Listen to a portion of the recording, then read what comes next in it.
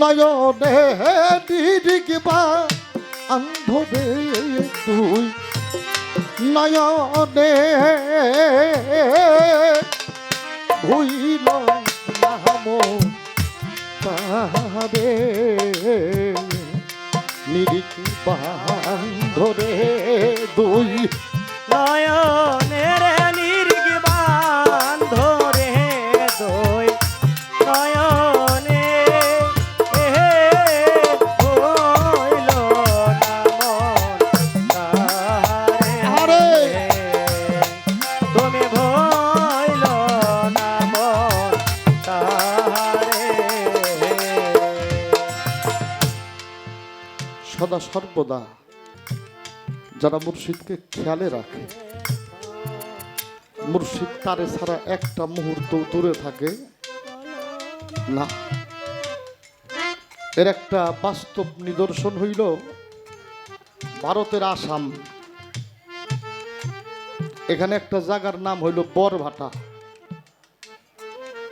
এখানে একজন কবিয়াল গায়ক ছিল, ওনার নাম ছিল কবি আলাউদ্দিন। ওই দেশে তো হিন্দু মানুষ বেশি, হিন্দু বেশি না। সনাতন ধর্মে জন্ম নিলে দীক্ষা গ্রহণ করতে হয়, এটা সনাতনের অবুঝ বালকও জানে না। একটি সন্তান জন্ম দিয়ে কিছুদিন পরে বাবা চলে গেছে।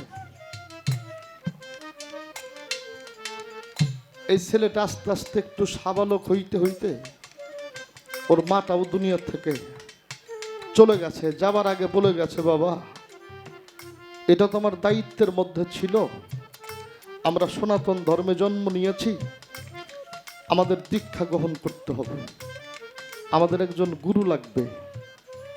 তো বাবা আমি তো তোমাকে দিয়ে যাইতে পারলাম না, সম্ভব হইলে তুমি গুরু দীক্ষাটা নিও। বাবা চলে গেছে, মা চলে গেছে, হয়ে গেছে না, তোর নাম দীনকৃষ্ণ। ও হাজারো মানুষের ভিড়ে সেই মানুষটা খোঁজে, আমি কার কাছ থেকে দীক্ষা নেব।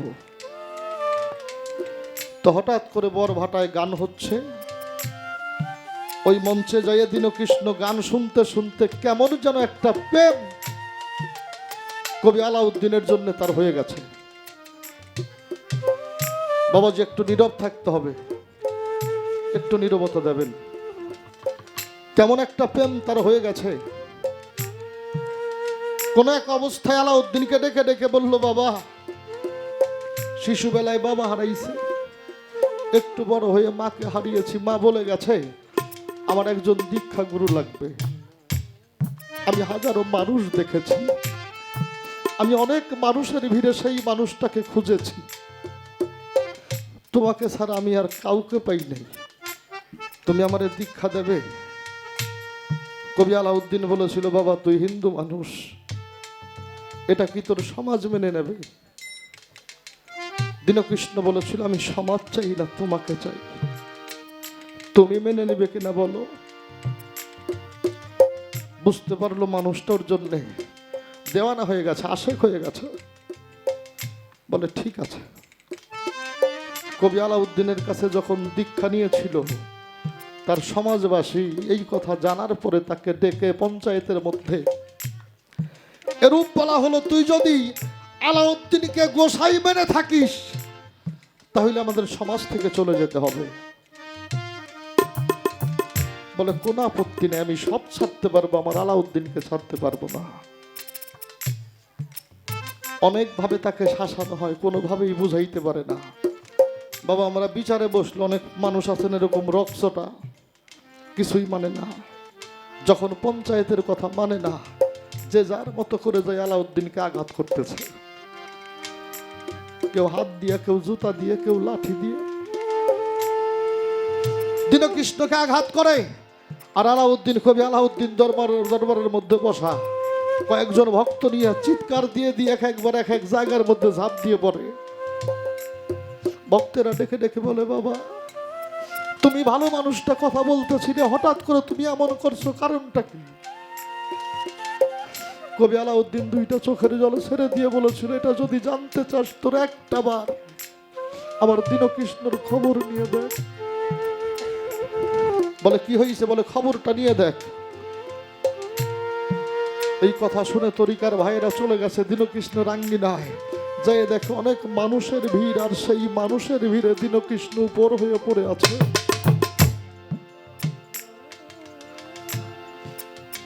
দুহাত বাড়িয়ে ডাকে, আলাউদ্দিন,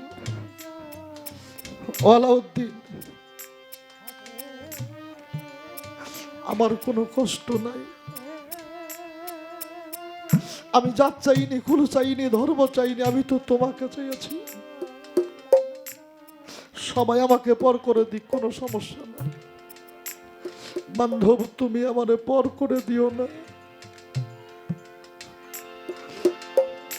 তরিকার ভাইয়েরা যখন যাই দেখছে আলাউদ্দিন ভাবে পড়ে আছে, চিৎকার দিয়ে যায়, জড়াইয়ে ধরছে, আলাউদ্দিন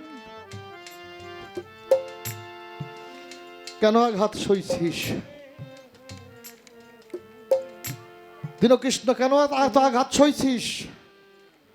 দীনকৃষ্ণ ডেকে ডেকে বলেছিল, ভাই যতগুলি আঘাত ওরা আমাকে করতে চায়, ওরা যদি জানতো আমার মধ্যে আমি নাই, তাহলে ওরা আমার আঘাত করতো না। ওরা যদি জানতো আমার মধ্যে আমি নাই, তাহলে ওরা আমাকে আঘাত করতো না। আমি যেদিন হতে পান সপেছি রে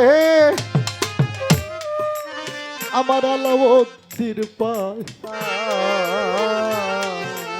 সেদিন হইতে আমার বলতে রে আমার কোনো কিছু নাই। দীন বন্ধু রে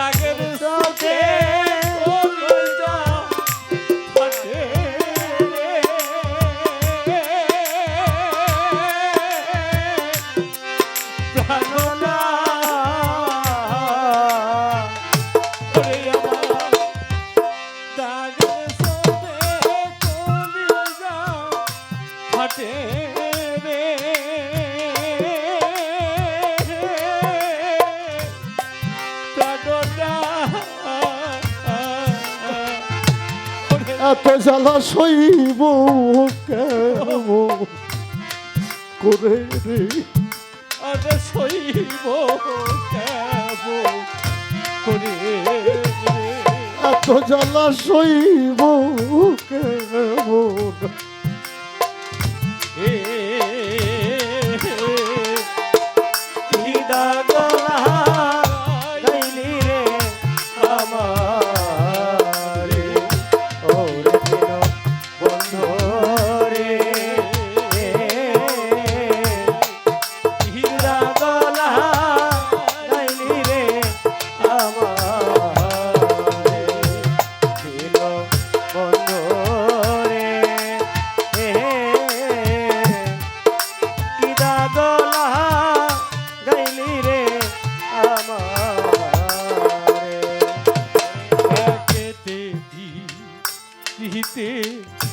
জালা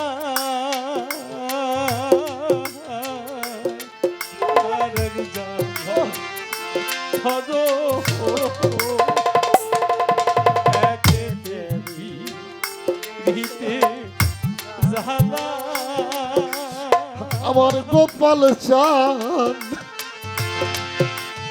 আরেক জালা তোর